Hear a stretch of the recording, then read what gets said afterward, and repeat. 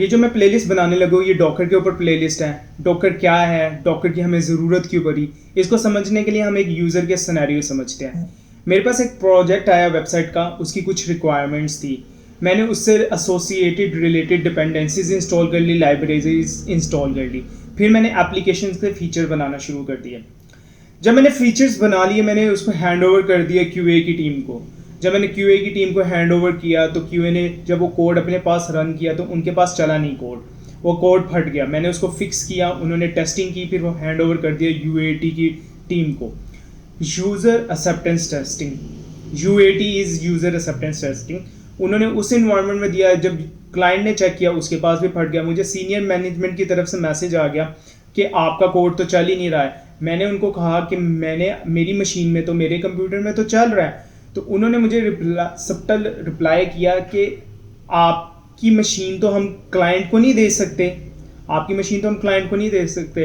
तो ये वो चीज़ थी जो एक इशू आता था, इसको आके टोकर ने रिजॉल्व किया कि मैंने जब काम करना था तो मैंने उसके लिए कुछ डिपेंडेंसीज इंस्टॉल की।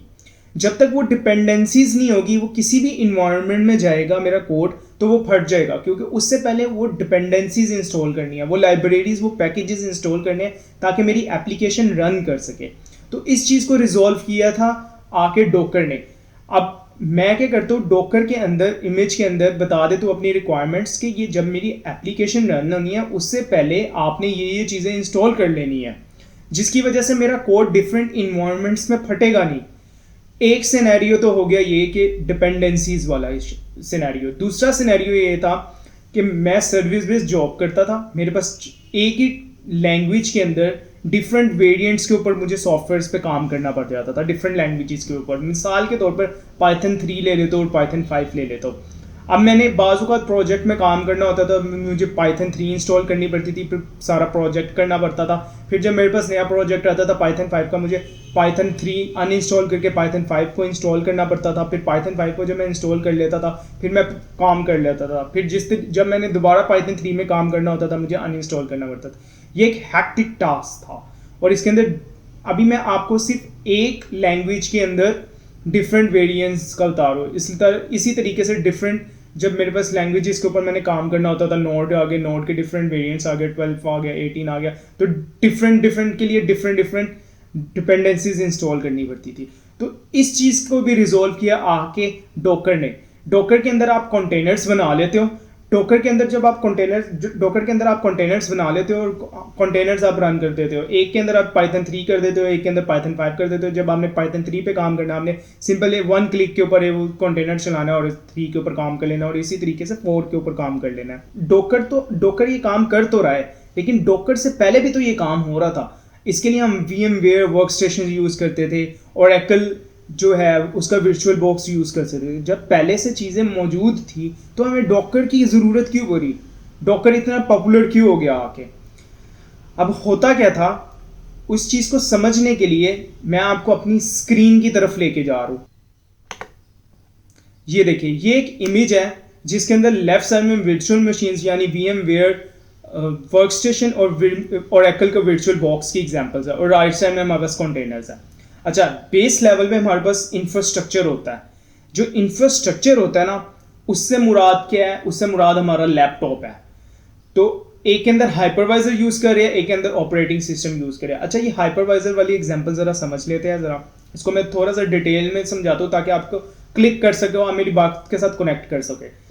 आपने लैपटॉप लिया, लैपटॉप के अंदर ऊपर आपने विंडोज़ इंस्टॉल की, विंडोज़ के बाद आपने VMware वर्कस्टेशन में वर्चुअल बॉक्स का Oracle बॉक्स इंस्टॉल कर लिया, और उसके अंदर आपने क्या किया, Oracle बॉक्स आपको ये फैसिलिटी दे देता है कि आप उसके अंदर मुख्तलिफ ऑपरेटिंग सिस्टम इंस्टॉल कर सकते हो। मैंने विंडोज़ कर लिया, मैंने लिनक्स कर लिया, लिनक्स के मुख्तलिफ वेरिएंट्स कर लिए। अब क्या होता था, अब मेरे पास एक मशीन आ गई मेरे कंप्यूटर की, उसके अंदर मैंने पाइथन 3 इंस्टॉल कर लिया। अब वर्चुअल बॉक्स के अंदर जो मैंने एक के अंदर फॉर एग्जांपल विंडोज़ की हुई है, और एक उसके अंदर मैंने 2 ऑपरेटिंग सिस्टम किया है, एक विंडोज़ कह ले तो एक लिनक्स कह ले तो। अब मेरी अपनी मशीन जो है लैपटॉप, ठीक है, उसके अंदर मैंने इंस्टॉल किया पाइथन 3। फिर वर्चुअल बॉक्स के अंदर जो एक ऑपरेटिंग सिस्टम है विंडोज़ का, उसके अंदर मैंने कर लिया पाइथन 5, और जो लिनक्स है उसके अंदर कोई और टेक्नोलॉजी जो ज़रूरत होगी उसके मुताबिक। अब यही वाला इशू जो मैं आपको बता रहा था डॉकर ने आके रिजॉल्व किया, वो ये भी तो रिजॉल्व कर रहे हैं। अब यहाँ पे समझने वाली चीज़ जो है वो ये है कि ये आप पूरे का पूरा ऑपरेटिंग सिस्टम इंस्टॉल कर रहे हो। जो ऑपरेटिंग सिस्टम जब आप इंस्टॉल करते हो ना, उसके अंदर आपको बहुत ज़्यादा रिसोर्सेज एलोकेट करनी पड़ती है। अच्छा, यहाँ पे हाइपरवाइजर का कॉन्सेप्ट समझ लेते हैं।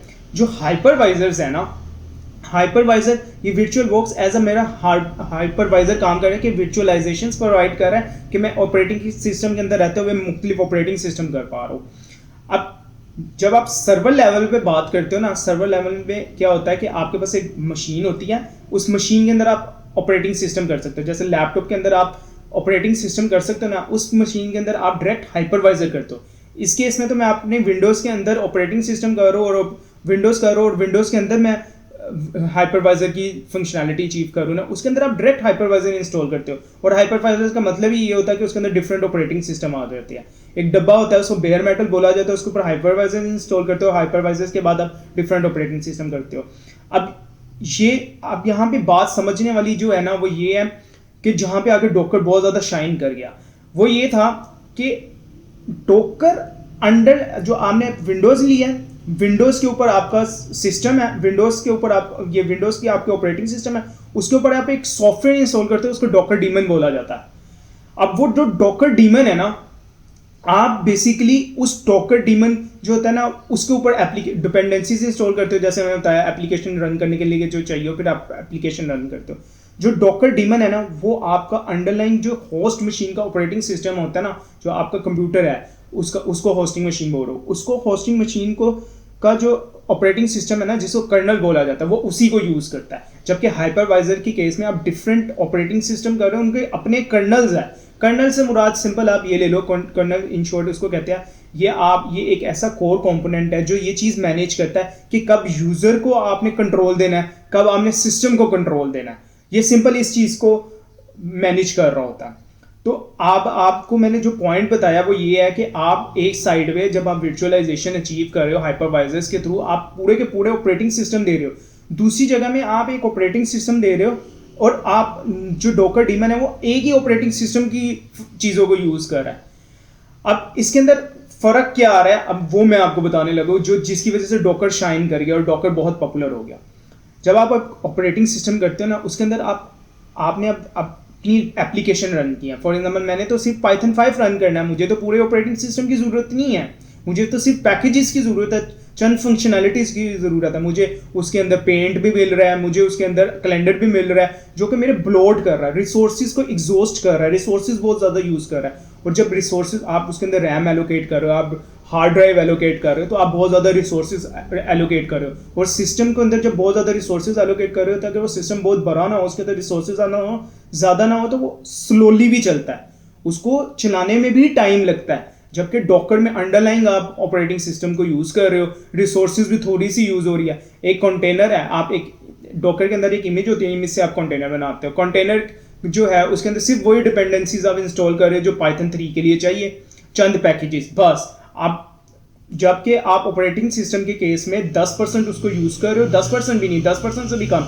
लेकिन 10% फॉर एग्जाम्पल आप यूज़ कर रहे हो, 90% आप उसको ज़ाया कर रहे हो, तो वो आपकी रिसोर्सेज जो है वो वेस्ट हो रही है वहाँ पे उस केस में। तो डॉकर इसलिए शाइन करता है बहुत ज़्यादा कि डॉकर अंडरलाइन सिस्टम का अंडरलाइन सिस्टम का कर्नल यूज़ करता है और आपकी जो कंटेनर्स है वो उनको एज अ प्रोसेसेस रन कर रहा होता है। जबकि हाइपरवाइजर्स के अंदर आप ऑपरेटिंग सिस्टम इंस्टॉल करते हो, फिर उसके अंदर डिपेंडेंसीज इंस्टॉल करते हो, फिर आप अपनी एप्लीकेशन को रन करते हो। तो ये वजह है कि डॉकर इतना शाइन कर गया। डॉकर लाइट वेट होता है, रिसोर्स एफिशिएंट होता है, फास्ट होता है और सबसे मज़े की बात ये पोर्टेबल होता है। पोर्टेबल के सेंस में है कि मैंने अगर एक इमेज बना ली है ना, मैं किसी और बंदे को वो इमेज दे दूंगा, वो डाउनलोड कर लेगा। फॉर एग्जांपल जैसे मैंने आपको एग्जांपल दी कि मेरे पास रिक्वायरमेंट्स आई थी, मैंने उसके अंदर उस इमेज के अंदर बता दिया कि मुझे ये रिक्वायरमेंट्स चाहिए, ये उसके वर्जन्स हो गए, मैं वो इमेज दे दूंगा क्यूए के बंदों को, क्यूए के बंदे उनको डाउनलोड कर लेंगे, ना कोड फटेगा, सारी डिपेंडेंसीज भी इंस्टॉल हो जाएगी, एप्लीकेशन भी सही से चल पड़ेगी। इसी तरीके से वही इमेज मैं डिफरेंट बंदों को दे दूंगा, वो उसको इंस्टॉल कर लेंगे, डिपेंडेंसीज भी इंस्टॉल हो जाएगी, मेरी एप्लीकेशन भी सही चलने लग जाएगी। तो पोर्टेबल है।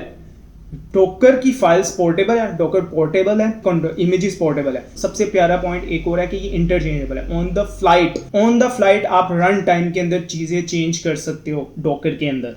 ये वो चीज़ें थी जिसने डॉकर को आके बहुत ज़्यादा एक्सेप्टेंस दी, डॉकर ने आके अपना लोहा मनवाया।